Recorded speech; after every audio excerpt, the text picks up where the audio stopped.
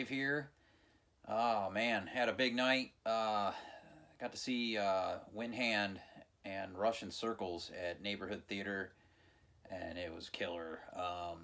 As you can see, and I'll put some more footage up here at the end of the video for everybody to check out. And my friend Zoe, she is a professional lights engineer, and so she did all the lights for the gig, which, as you can see, were absolutely badass.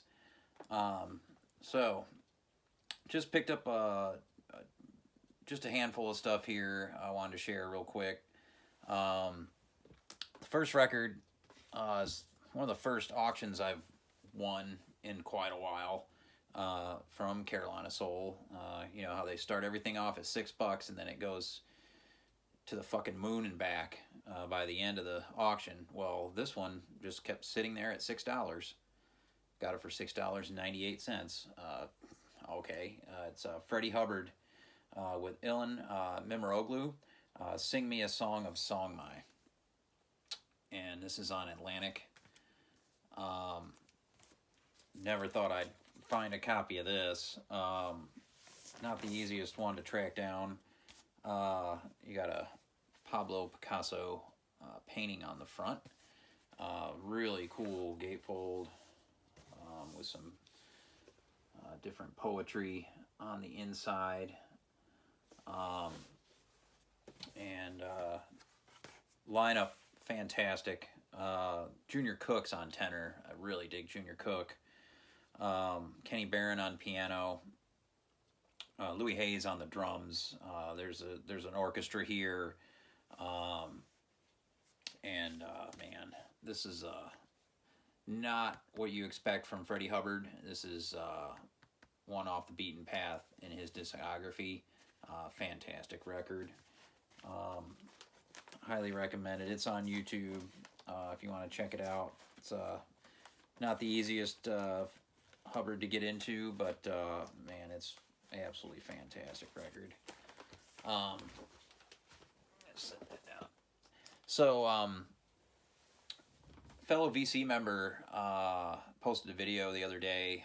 Michael P. Dawson, I'm sure many of you are familiar with, especially if you're into jazz and progressive music,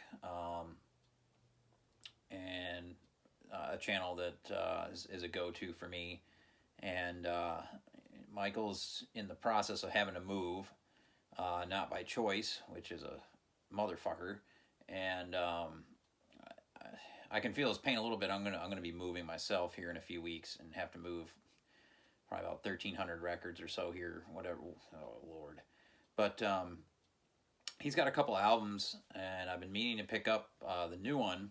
Well, relatively new, and so he had a deal, and I got both the records from him that he's made, and the first is The Insect Garden from 2015. Really awesome cover art there. Man, these are really nice sleeves, and the vinyl is just top notch. It's this really cool purple, like blue, green marble with awesome labels. I just played this. This plays fantastic.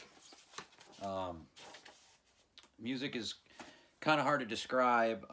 He plays all the instruments. Some of this one here, to me, some of the music's kind of spooky sounding, and it kind of is fitting being Halloween time. But yeah, some of it sounds like it could be on a horror soundtrack, but in a good way. Yeah, he's playing. He plays flute and a little bit of tenor you'll hear here and there, but a lot of what this is electronics. The beginning reminds me of Helden with the guitars and the synths going, and I really, really dig that. I'm really into Helden right now, so the first part of this, the Insect Garden, I really dig, because it has that total Helden vibe going on.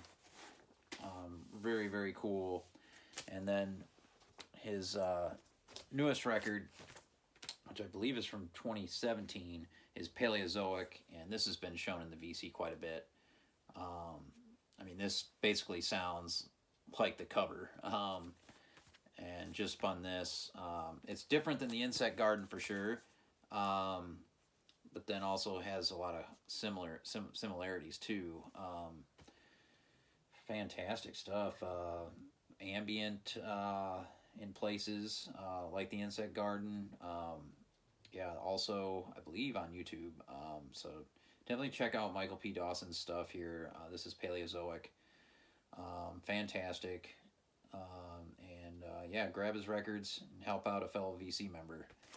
And Michael was nice enough to throw a couple extra records as VCLT in the package, which you didn't have to do, man, if you're watching. But very stoked to have these. This one is wicked. King Crimson, Indisciple Mining Rocks. I think from '82 is a unofficial release. So basically, I guess some type of bootleg, but it's got Warner Brothers logo on it. Promo copy not for sale. Some live recordings from Stony Brook University Gym in '82 and the Friday's ABC TV show in '81. So Robert Fripp and crew here.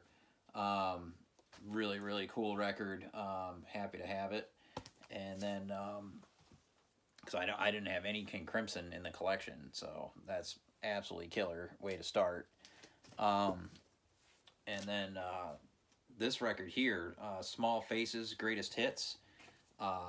This was released in 2014 on Charlie and Immediate Records, and this is the years 67 to 69, so their earliest stuff, I believe. And this is a really nice piece of wax here on the blue. Real heavy vinyl. Geez, I don't know if this is 200 gram or 180 gram. It's real big piece, thick piece of vinyl. And thank you very much, Michael, for sending those to me. Fantastic. And so the next batch of records I picked up, jumped into Lunchbox the other night, and picked up this reissue of that I had planned to get, Boris Akuma no Uda from 2003 was when this was originally released. So this was just put out by Third Man Records. They've got the rights to reissue a bunch of the Boris stuff, and this is awesome, heavy, droney goodness. Just saw Boris up at Orange Peel, and if you go back a few videos, you'll be able to see the footage from up front. They played Introduction on this in that set, and it was absolutely mind-blowing.